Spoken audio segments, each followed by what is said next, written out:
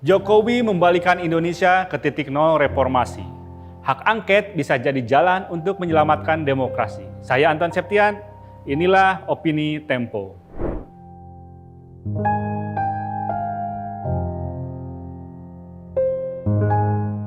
Partai pendukung pasangan calon presiden dan wakil presiden Anies Baswedan, Muhaimin Iskandar, serta Ganjar Pranowo dan Mahfud MD tak boleh kendur mendorong penggunaan hak angket Dewan Perwakilan Rakyat.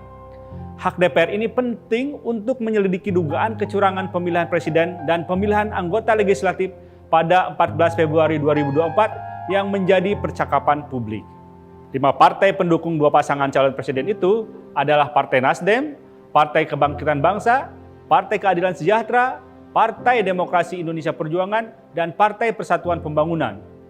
Dengan 314 kursi, mereka bisa menghadang partai koalisi calon presiden Prabowo Subianto yang terdiri atas Partai Gerindra, Partai Golkar, Partai Demokrat, dan sejumlah partai kecil lain yang memiliki 261 suara.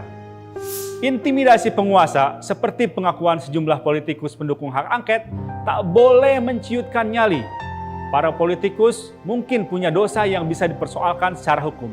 Tapi hendaknya mereka ingat, pemerintahan Presiden Joko Widodo dan segenap aparaturnya punya dosa lebih besar, yakni mengkhianati konstitusi sepanjang proses pencalonan Prabowo Subianto, Gibran Rakabuming Raka.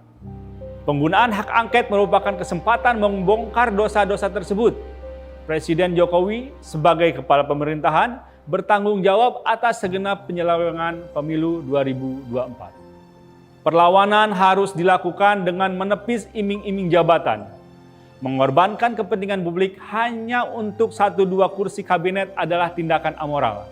Masuk ke koalisi besar Prabowo mungkin mendatangkan keuntungan politik jangka pendek. Tapi sebagai pendatang baru, partai-partai rival Prabowo akan mendapat porsi kecil dengan posisi tawar yang terbatas. Sebagian orang baru menyadari Presiden Jokowi merusak demokrasi ketika anaknya, Gibran Rakabuming Raka, maju sebagai calon wakil presiden dengan mengakali undang-undang pemilu lewat Mahkamah Konstitusi. Padahal, Jokowi memutar balik arah reformasi terlihat ketika ia menyetujui pelemahan pemberantasan korupsi lewat revisi Undang-Undang Komisi Pemberantasan Korupsi pada 2019. Indonesia bisa diselamatkan dari kehancuran demokrasi jika kekuatan penyeimbang tak mudah dibujuk dan ditekan. Keberadaan oposisi, meskipun tak dikenal dalam sistem politik kita, penting untuk mencegah pemerintah menyelewengkan kekuasaan. Di DPR, tugas ini diemban partai politik, terutama mereka yang berada di luar pemerintahan. Tentu bukan tugas yang mudah. Pemerintah yang alergi terhadap perbedaan pendapat boleh jadi menggunakan segenap cara untuk mencegah penentangnya memiliki jumlah kursi yang signifikan di badan legislatif. Partai di luar kekuasaan atau yang berusaha berbeda pendapat ditekan dengan segala cara. Dalam 5 tahun terakhir, kita melihat partai-partai membebek penguasa dan menjadi tukang stempel kebijakan. Di luar DPR, tak ada tokoh oposisi seperti Anwar Ibrahim di Malaysia yang tabah menjadi oposisi sebelum memenangi pemilihan umum.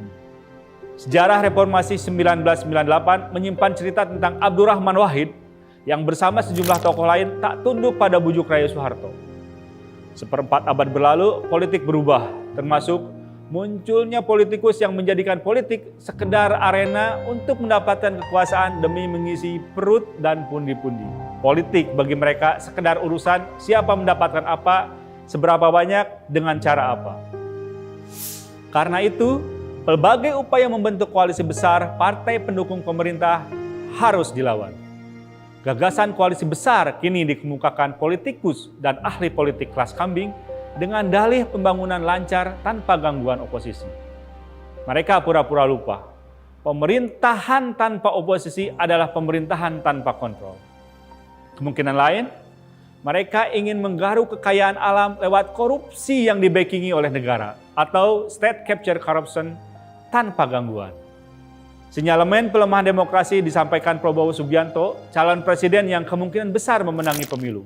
Katanya, dalam sebuah forum diskusi, demokrasi melelahkan, berantakan, dan mahal. Sampai di sini kita tak punya pilihan selain melawan.